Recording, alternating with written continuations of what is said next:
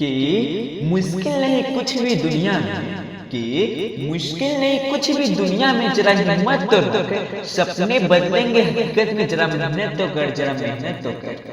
So hi guys, welcome to my YouTube channel Satyam preparation. कैसे हो आप लोग? उम्मीद करता हूँ कि आप सही अच्छे होंगे, स्वस्थ होंगे, मजे में होंगे और भरपूर क्लास कर रहे होंगे। चलिए आज की सेशन में हम बात करने वाले हैं 500 VVI Hindi 12th objective question answer, जो कि हम करने वाले हैं 1980 टू 2021 तक का जो भी प्रश्न है उन सभी प्रश्न को हम करने वाले हैं, जिसमें से आज की सेशन में हम 2009 से लेकर 2021 तक के जो भी प्रश्न पूछे गए हैं ऑब्जेक्टिव, उन सभी ऑब्जेक्टिव को करने वाले हैं। और 1980 से लेकर 2009 तक का जो भी ऑब्जेक्टिव प्रश्न है उन सभी को टाइप कर लिया गया है, और 1909 से लेकर के 2021 तक का जो भी प्रश्न उन सभी को फोटो खींचकर बुक से रख लिया गया, क्योंकि उससे पहले की बुक तो मिल नहीं सकती है, इसके वजह से। चलिए यहाँ से आपकी क्लास को हम स्टार्ट करते हैं। धुआंधार क्लास चलने वाली है, तो आप लोग जल्द से जल्द जुड़ जाइए, इस क्लास को शेयर कर दीजिए, जो लोग नए वाले सब्सक्राइब कर लीजिए। चलिए यहाँ पर इसी तरह की क्लास चलती रहती है। पहला जो प्रश्न है वह 2018 में पूछा गया प्रश्न है, ठीक है, याद रखिएगा। यह जो प्रश्न है 2018 में पूछा गया प्रश्न है कि छात्रशाला दशक के रचनाकार कौन है। तो छात्रसाल दशक के रचनाकार कौन है? तो छात्रसाल दशक जो है उसके रचनाकार भूषण है, याद रखिएगा। भूषण जी जो है वे छात्रसाल दशक के रचनाकार है। किस दशक के रचनाकार है भूषण जी? तो छात्रसाल दशक के रचनाकार है। चलिए अगला प्रश्न देखने वाला अगला क्या है। आज की इस क्लास में हम मिनिमम 25 से 26 प्रश्न करेंगे, ठीक है। प्राकृतिक वर्णन से संबंधित कविता क्या है? यह जो प्रश्न है 18 में पूछा गया प्रश्न है, ठीक है। प्राकृतिक वर्णन से संबंधित कविता क्या है? तो प्राकृतिक वर्णन से संबंधित जो कविता है वह है उषा। क्या है? उषा कविता है प्राकृतिक वर्णन से संबंधित, याद रखिएगा।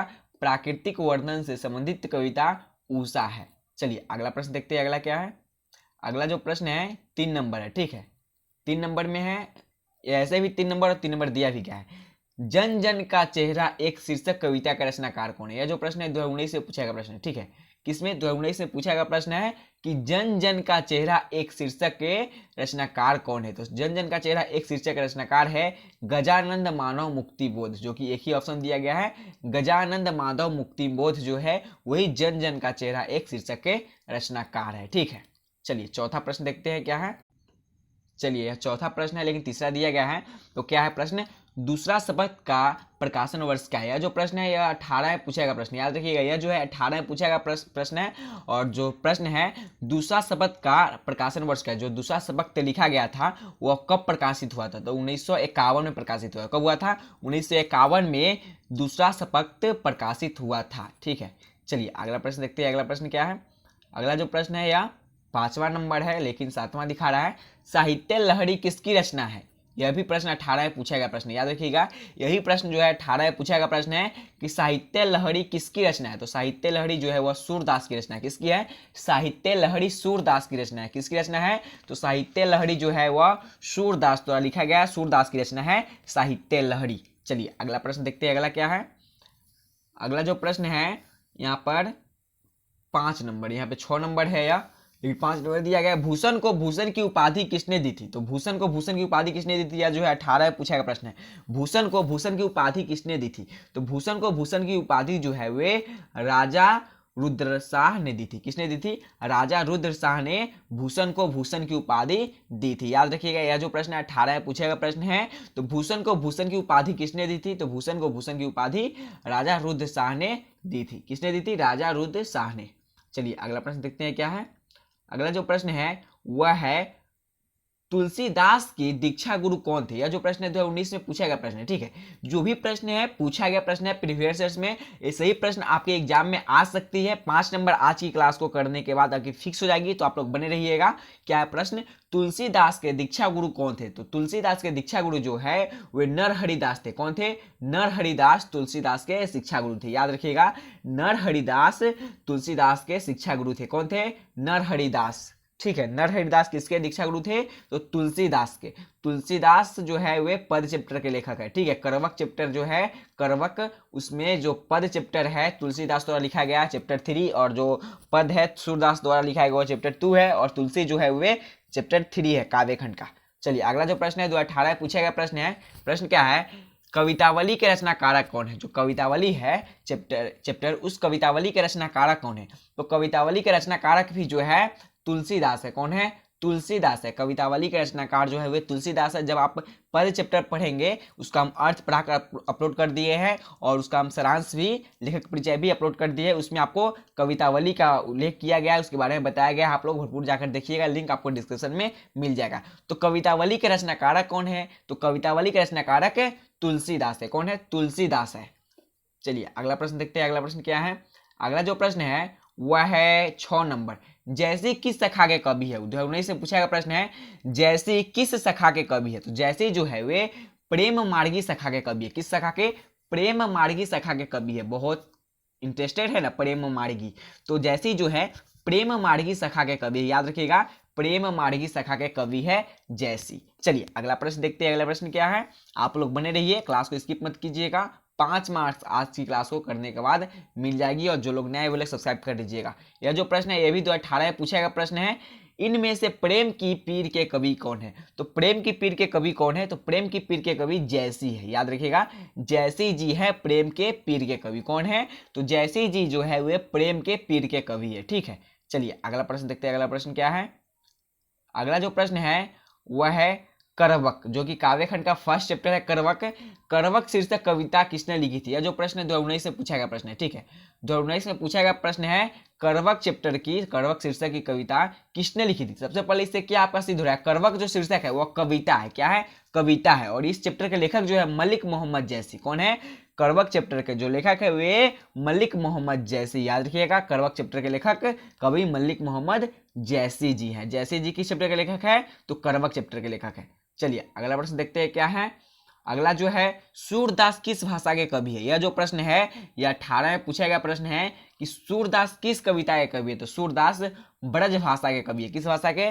ब्रज भाषा के कवि है सूरदास, जो कि आपका चैप्टर काव्यखंड का चैप्टर 2 है। सूरदास द्वारा पद जो है वह सूरदास द्वारा लिखा गया है, और एक ही पद है जो कि तीसरा है, तीसरा जो है तुलसीदास द्वारा लिखा गया है। दूसरे का पद है जो कि फर्स्ट चैप्टर का दूसरे का पद है, यह सूरदास द्वारा लिखा गया है। जो कि सूरदास का भाषा क्या है? तो ब्रज भाषा। क्या है? सूरदास की भाषा क्या है? तो सूरदास की ब्रज भाषा है। याद रखिएगा सूरदास की ब्रज भाषा। यह जो प्रश्न है 2018 में पूछा गया प्रश्न है। ठीक है, चलिए अगला प्रश्न देखते हैं क्या है। अगला जो प्रश्न है 4 नंबर में, 4 नंबर दिया गया लेकिन नंबर बहुत आगे चल गए हम। एक लेख और एक पत्र शीर्षक पाठ के लेखक कौन है? यह जो प्रश्न है 2018 में पूछा गया प्रश्न है। याद रखिएगा 2018 में पूछा गया प्रश्न है कि एक लेख और एक पत्र शीर्षक के लेखक कौन है? तो एक लेख और एक पत्र शीर्षक के लेखक जो है वो भगत सिंह है। कौन है? भगत सिंह है। याद रखिएगा एक लेख और एक पत्र शीर्षक के लेखक भगत सिंह है। कौन है? भगत सिंह है एक लेख और एक पत्र चैप्टर के लेखक। चलिए अगला जो प्रश्न है 6 नंबर में है, हंसते हुए अकेलापन के लेखक कौन है? यह जो प्रश्न है 2018 में पूछा गया प्रश्न है। याद रखिएगा हंसते हुए अकेलापन के लेखक कौन है? तो हंसते हुए अकेलापन के लेखक जो है वे मल्यज है। कौन है? मल्यज है। सच्चिदानंद हीरानंद वात्स्य अज्ञेय वो तो अलग है, यह जो है मल्यज है। कौन है? मल्यज। हंसते हुए अकेलापन के लेखक जो है वे मल्यज है। याद रखिएगा मल्यज। चलिए अगला प्रश्न देखते हैं क्या है। जूठन क्या है? जूठन जो है वह क्या है? यह जो प्रश्न है जो 18 पूछा गया प्रश्न है।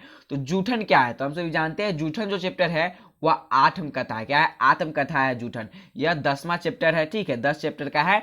जूठन क्या है? तो जूठन जो है आत्मकथा है। क्या है? आत्मकथा। याद रखिएगा जूठन आत्मकथा है। आत्मकथा क्या है? तो जूठन है आत्मकथा। आत्मकथा एक ही है, इसमें 12th में एक ही है आत्मकथा जो कि जूठन है। चलिए अगला प्रश्न देखते हैं। अगला प्रश्न क्या है?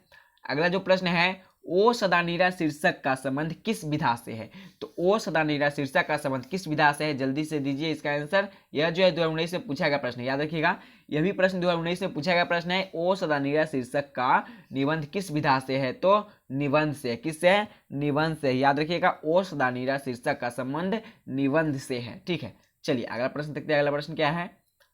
अगला जो प्रश्न है वह है अर्धनारीश्वर का किस विधा से संबंध है? तो अर्धनारीश्वर जो है वो इसका किस विधा से संबंध है? यह जो प्रश्न है आपका पूछा गया है 2018 में। ठीक है, 2018 में पूछा गया प्रश्न है कि अर्धनारीश्वर का किस विधा से संबंधित? तो अर्धनारीश्वर जो है वे निबंध से संबंधित है। याद रखिए निबंध है। अर्धनारीश्वर किस विधा से संबंधित है? तो निबंध से। किस विधा से? निबंध से। निबंध है। अर्धनारीश्वर जो चैप्टर है वह निबंध है। याद रखिएगा क्या चीज है? अर्धनारीश्वर। तो अर्धनारीश्वर निबंध है। ठीक है, चलिए अगला प्रश्न देखते हैं। अगला प्रश्न क्या है? अगला जो प्रश्न है वह है भगत सिंह के पिता और चाचा किसके सहयोगी थे? यह जो प्रश्न है 2019 से पूछा गया प्रश्न है कि भगत सिंह के पिता और चाचा किसके सहयोगी थे? तो भगत सिंह के जो पिता और चाचा है वह सुखदेव के सहयोगी थे। किसके? सुखदेव के सहयोगी थे। याद रखिएगा, भगत सिंह के पिता और चाचा सुखदेव के सहयोगी थे, जो कि इसमें दिया गया है। लेकिन आप जब बुक खोल के देखिएगा तो बुक में दिया गया है लाला लाजपत राय। कौन? बुक में दिया गया है लाला लाजपत राय, और इसमें दिया गया है, जो कि जहां से हम लिए उसमें दिया गया है सुखदेव। तो आपको याद रखिएगा, जो आपको बुक में दिया गया लाला लाजपत राय, तो आप लोग लाला लाजपत राय मारिएगा। ठीक है, चलिए अगला प्रश्न देखते हैं क्या है। अगला जो प्रश्न है वह है रोज कहानी। क्या है? रोज शीर्षक कहानी के कहानीकारक कौन है? तो रोज शीर्षक कहानी के कहानीकारक कौन है? यह जो प्रश्न है 2019 से पूछा गया प्रश्न है। तो रोज शीर्षक कहानी के कहानीकारक जो है वे सच्चिदानंद हीरानंद वात्स्य अज्ञे। अज्ञे जी है हमारे रोज चैप्टर कहानी के कहानीकारक। बहुत ही रुचिकर चैप्टर है रोज, जो कि 3 बज गए, 4 बज गए, 5 बज गए, सभी जो चित्रण किया गया है तो इसी में चित्रण किया गया। ठीक है, और रोज चैप्टर के जो मालिका है, जो रोज चैप्टर की नायिका है वह है मालती। याद रखिएगा, रोज चैप्टर की नायिका जो है वह है मालती। रोज चैप्टर कहानी का कहानीकारक जो है वह सच्चिदानंद हीरानंद वात्स्य अज्ञे द्वारा लिखा गया है। ठीक है, अज्ञे जी का पूरा नाम है सच्चिदानंद हीरानंद वात्स्य अज्ञे। चलिए अगला प्रश्न देखते हैं क्या है। देखिए आ ही गया है ना, रोज चैप्टर के नायिका कौन है? यह जो प्रश्न 18 में पूछा गया प्रश्न है कि रोज चैप्टर की नायिका कौन है? तो रोज चैप्टर की नायिका जो है वह मालती है। कौन है? मालती है। याद रखिएगा, रोज चैप्टर की नायिका कौन है? तो रोज चैप्टर की नायिका मालती है। चलिए अगला प्रश्न देखते हैं क्या है। अगला जो प्रश्न है वह है बाल कृष्ण भट्ट बातचीत क्या है? जो बाल कृष्ण भट्ट द्वारा लिखा गया है बातचीत, जो कि फर्स्ट चैप्टर है, वह बातचीत क्या है? यह जो प्रश्न है आपको पूछा गया है 18 में। ठीक है, तो क्या है? जल्दी से इसका आंसर दीजिए। बिल्कुल, ललित निबंध है। क्या है? ललित निबंध है। बाल कृष्ण भट्ट की रचना बातचीत क्या है? तो ललित निबंध है। चलिए अगला प्रश्न देखते हैं। अगला प्रश्न क्या है? अगला जो प्रश्न है वह है बातचीत शीर्षक निबंध के निबंधकारक कौन है? यह जो प्रश्न है 2019 से पूछा गया है। तो बातचीत शीर्षक निबंध के निबंधकारक तो हम जानते ही हैं, बाल कृष्ण भट्ट। कौन है? बातचीत शीर्षक निबंध के निबंधकारक बाल कृष्ण भट्ट है। बाल कृष्ण भट्ट किस शीर्षक निबंध के निबंधकारक है? तो बातचीत शीर्षक निबंध के निबंधकारक है बाल कृष्ण भट्ट। चलिए अगला प्रश्न देखते हैं। अगला प्रश्न क्या है? अगला जो प्रश्न है वह है बहुत ज्यादा इंपॉर्टेंट है। 8 नंबर जो है 19 में पूछा गया। ठीक है, 19 से पूछा गया प्रश्न है, किस रचनाकार की पंक्तियां है? नारी सुगंध है, नारी पुष्प की बाह पर झूली हुई जूही की माला। क्या है? कि नारी की किस रचनाकारक की पंक्ति है? नारी सुगंध है, नारी पुष्प की बाह पर झूलती हुई जूह की माला। किसकी रचनाकारक है? तो यह जो है रामधारी सिंह दिनकर, जो कि अर्धनारीश्वर चैप्टर के लेखक है रामधारी सिंह दिनकर, उन्हीं द्वारा यह लिखा गया है। ठीक है, कि नारी सुगंध है, पुष्प की माला है, यह अर्धनारीश्वर चैप्टर रामधारी सिंह दिनकर द्वारा लिखा गया है। चलिए अगला प्रश्न देखते हैं। अगला प्रश्न क्या है? अगला जो प्रश्न है यह चैप्टर 2 से है। उसने कहा था किस वर्ष की रचना है? यह 2018 में पूछा गया प्रश्न है। तो उसने कहा था 1915 की रचना है। किसकी रचना है? उसने कहा था शीर्षक 1915 ईस्वी में लिखा गया था। ठीक है, तो उसने कहा था किस वर्ष की रचना है? तो 1915 की रचना। याद रखिएगा, 1915 की रचना है। चलिए अगला प्रश्न देखते हैं क्या है। बाल कृष्ण भट्ट किस काल के रचनाकारक है? जो अगला प्रश्न है यह 18 में पूछा गया प्रश्न है कि बाल कृष्ण भट्ट जो है वे किस काल के रचनाकारक है? जल्दी से बताइए। आदि काल, भक्ति काल, रीति काल, आधुनिक काल? जल्दी से बताइए। तो बाल कृष्ण भट्ट जो है वो, इसको हम छोड़ रहे हैं आपके पास, ऐसे हम चलिए इसका बता ही देते हैं। जो हमारे बाल कृष्ण भट्ट है वे आधुनिक काल के रचनाकारक है। किस काल के है? आधुनिक काल के रचनाकारक है हमारे बाल कृष्ण भट्ट। ऐसे अगर इसका आंसर गलत होगा तो आप लोग देख लीजिएगा, दे दीजिएगा। ठीक है इसका आंसर, लेकिन मुझे जहां तक विश्वास है उसका वही होगा, आधुनिक काल।